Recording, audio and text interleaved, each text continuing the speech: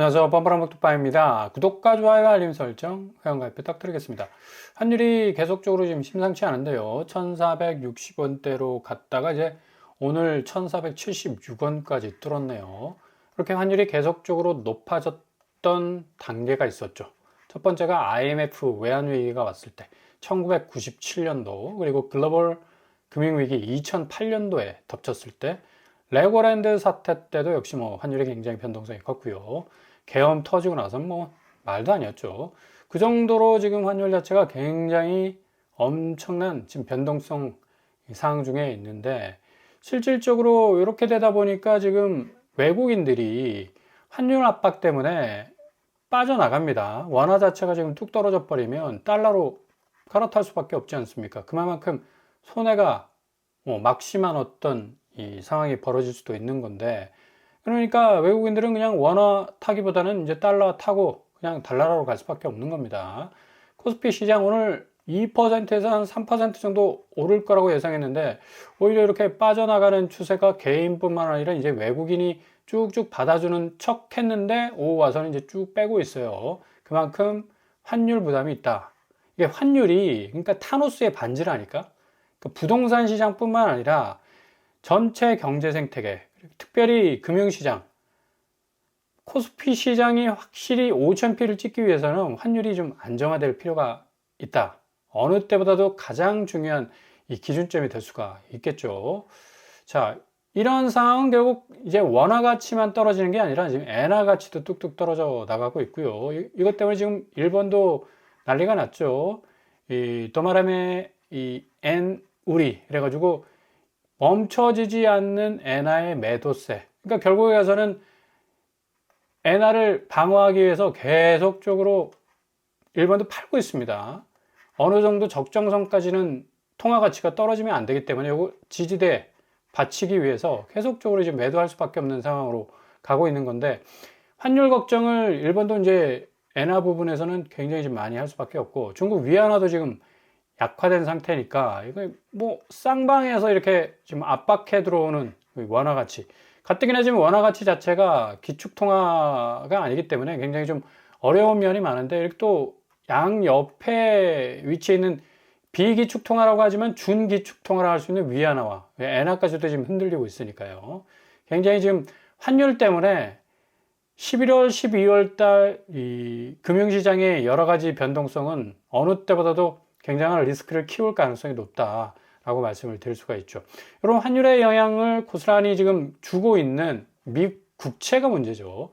미국 국채 이 3년물 같은 단기채가 계속적으로 지금 발행이 늘어나면서 단기 유동성이 커질 수밖에 없습니다. 그냥 급전이 필요하죠. 달러 급전이. 그러니까 그만큼 장기에 비해서 단기는 확실하게 돈을 쏴줘야 하는 그런 어떤 부담이 있기 때문에, 그래서 RRP 규모가 중요한데, 이 RRP 규모가 뭐냐?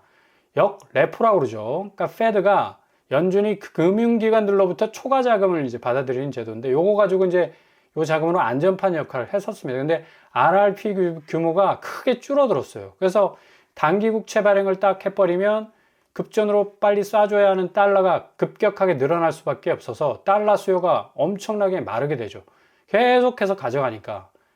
어느 정도 뿌렸다고 생각하는데 또 말라가고, 뿌렸다고 생각하는데 또 말라가고, 요걸 RRP가 완충 역할을 해야 되는데 RRP 규모가 줄었어. 그러니까 금방 이 단기채의 영향이 어디에 영향을 준다?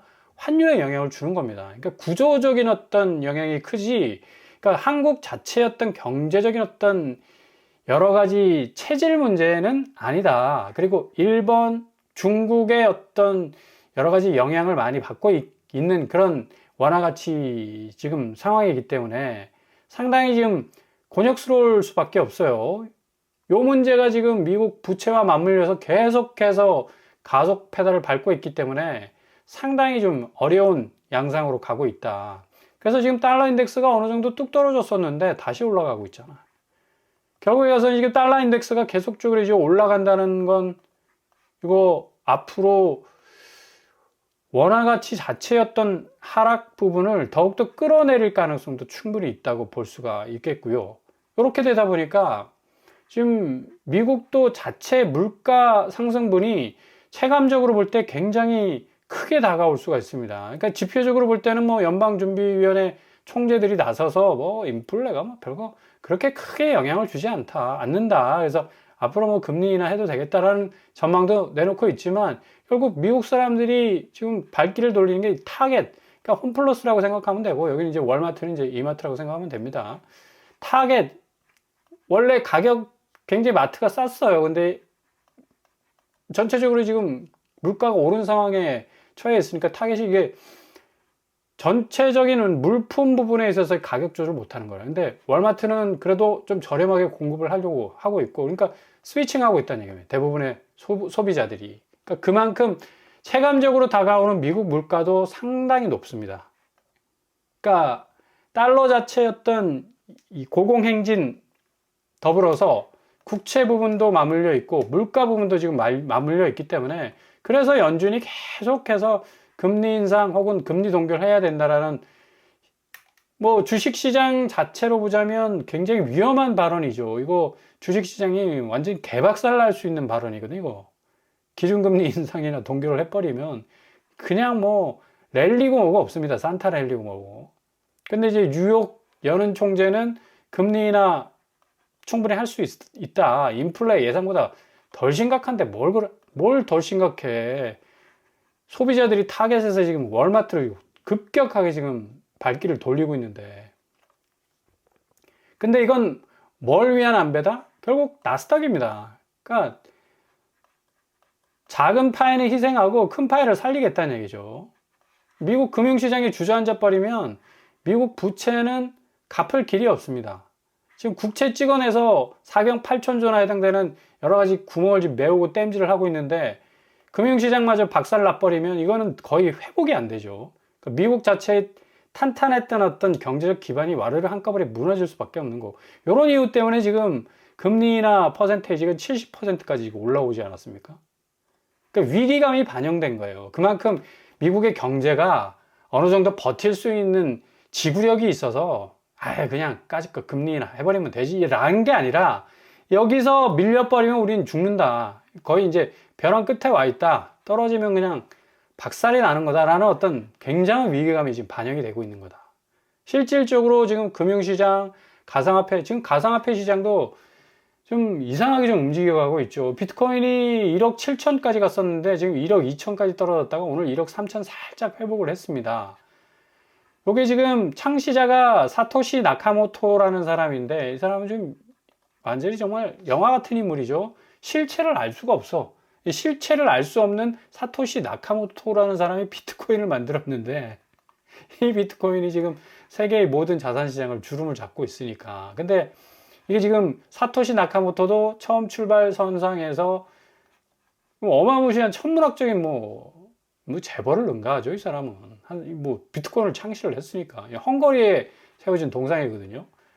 얼굴 모르잖아. 그러니까 이런 식으로 미래에 해당하는 얼굴을 이렇게 가면 비슷하게 뒤집어 씌워놨는데, 그러니까 이 양반이 만들어 놓은 비트코인 가치도 지금 급락하고 있다. 이것 자체가 전체적인 어떤 금융시장과 자산시장의 급락을 의미하는 아주 나이트메어에 해당하는 악몽이 아니겠느냐. 이런 또 전망도 나오고 있는데, 아무튼 여러모로 금융시장이 11월, 12월 되면서 상당히 좀 어수선한 분위기 지금 잡아가고 있습니다. 이 와중에도 우리나라는 뭐 끝까지 그냥 대출이죠.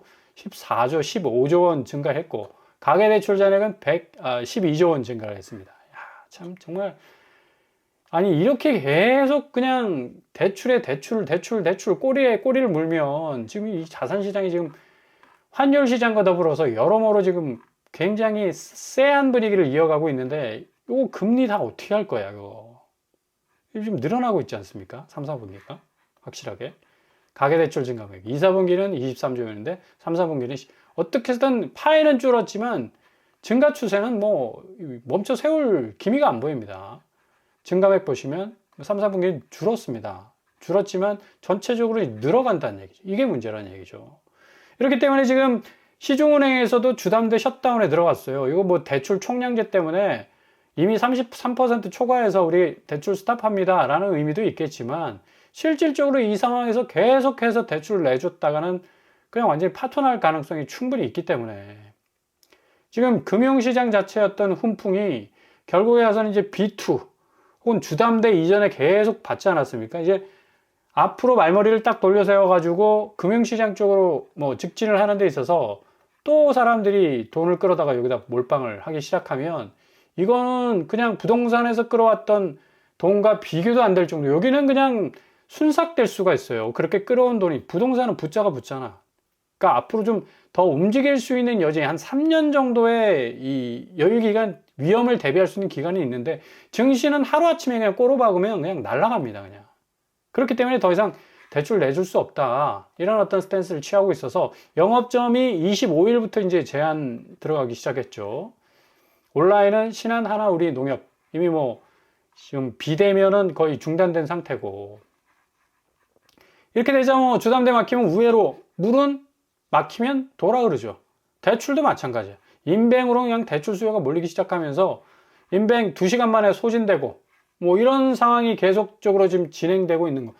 그러니까 대출 파이가 커지면서 금리 상황도 굉장히 악조건으로 가게 됩니다. 기업 일반 자금 대출 금리보다 변동형 주담대가 더 높아지지 않습니까? 이게 다 고금리에 물려버리면 그냥 고스란히 부동산 시장 가뜩이나 지금 내관이 이렇게 존재하고 있는데 요거 딱 건드리면 그냥 한꺼번에 빵 터질 수밖에 없습니다. 요렇게 되면 그냥 부동산 시장 자체의 존립도 위험할 정도로 기존 가격 지지대는 와르르 무너질 수밖에 없다. 근데 너무 올랐기 때문에 올라도 너무 올랐잖아. 그래서 이렇게 지지대가 부서져도 어느 정도 정상 가격으로 돌아올 수 있는 수순. 그죠?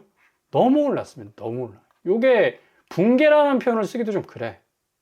정상적인 어떤 가격으로 딱 돌아서는 그런 어떤 위기 속에 뭔가 기회가 있다고 그렇게 말을 하지 않습니까? 그러니까 부동산의 이런 가격의 급 조정기가 좀 한국에 와줘야 됩니다. 너무나 이게 거품이 많이 끼어 있고 말도 안 되게 가치가 왜곡되어 있기 때문에. 그래서 이런 어떤 변동성이 좀 생기면서 결국에 가서는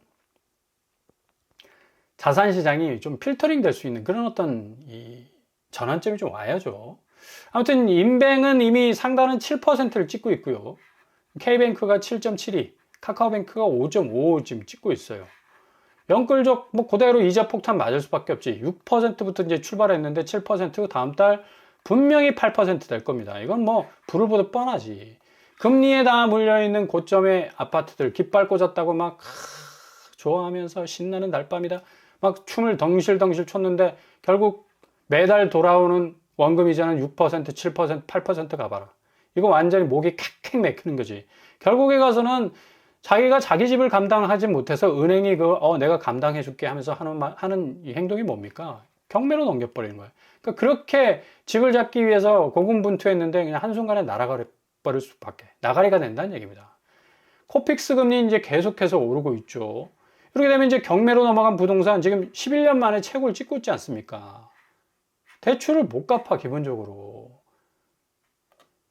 지금 금천구 가산동에 깔려있는 지금 경매 보십시오. 새까맣지 않습니까? 이거 보면 섬뜩해. 주로 이제 다세대 많고요. 또 뭐 오피스텔도 껴있고, 또 아파트들도 좀 많이 껴있어요.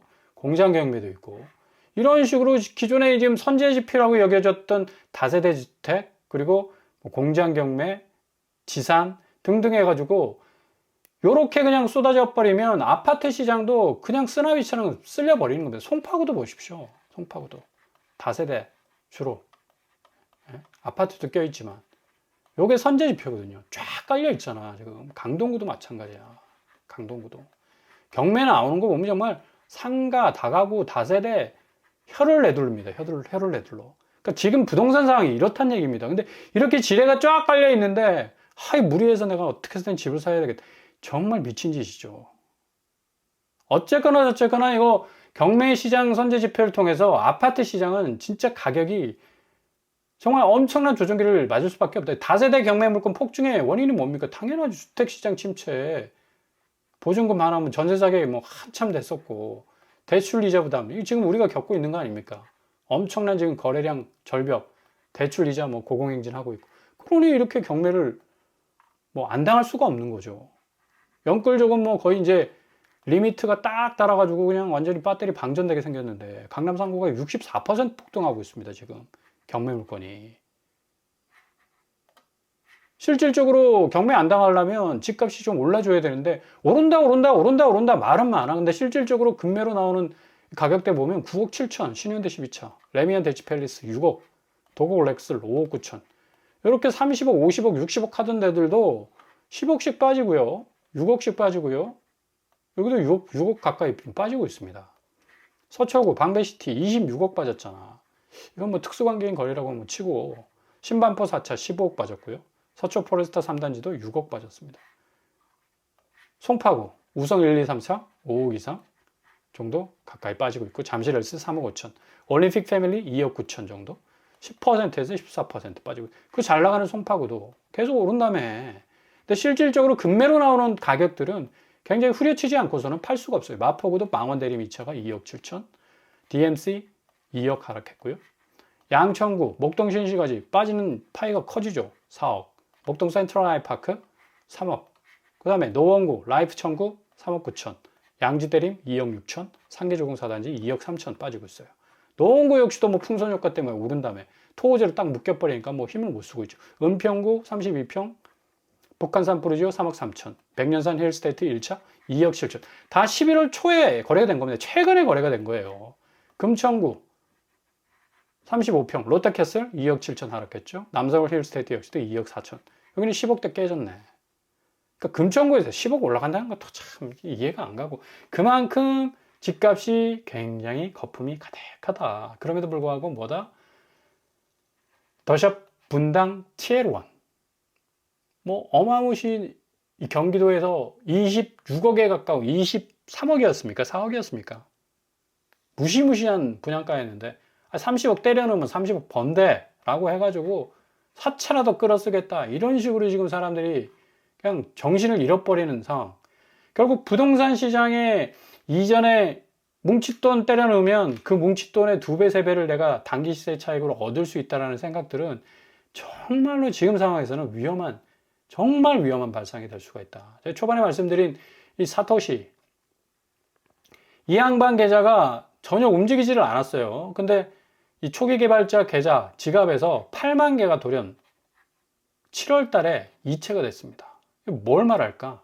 앞으로 자산시장에 대변동의 시대가 올 수 있을 거라는 그런 어떤 움직임이 보이니까, 그냥 비트코인이 지금 1억 2천, 1억 3천에 지금 헤매고 있지 않습니까? 1억 깨질 수도 있어요, 잘못하면. 이게 결국 이 모든 금융시장에서의 뭔가 쎄한 느낌은 부동산 시장 쪽으로 다 몰려들 수밖에 없다. 그러니까 모든 이 악재들을 다 떠안을 수 있는 구조가 한국 부동산 시장입니다. 금리 안 되죠. 환율 변동성 뭐 커버 못 따죠. 그리고 대출, 그리고 부채, 연체, 연끌, 모든 악재가 다 깔려 있는 것이 한국 부동산. 근데 안전시장이래. 안전자산이고. 택도 없는 소리죠. 결국에 가서는 11월, 12월, 그리고 내년 상반기에 정말 곡소리가 날 정도로 엄청난 자산시장의 대붕괴 혹은 폭락의 양상도 우리가 두 눈으로, 눈을 막 씻고 봐도 이거 정말 믿기 어려운데라는 그런 말이 나올 정도로 엄청난 대변동의 양상이 생길 가능성이 어느 때보다도 높다고 할 수 있겠습니다. 잘 지켜보시면서 기회를 잡아 나가실 수 있길 바랍니다.